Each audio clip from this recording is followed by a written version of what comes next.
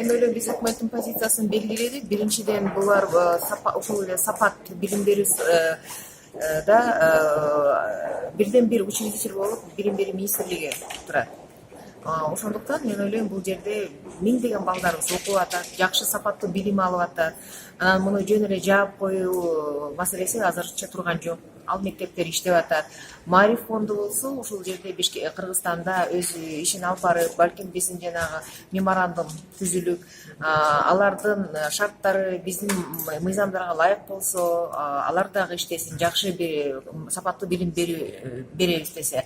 Бирок сапат боюнча алар жабылып, имараттары берили же дагы бир ал маселе коюлган жок бүгүнкү күнү өкмөт тарабында.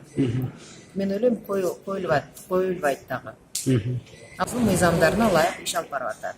Ал жерде толугу менен билим берүү министрлигинин окуу пландарын негизинде окуу жүргүзүлүп жатат. Миңдеген балдар окуп жатат, жакшы сапаттуу билим алып жатат.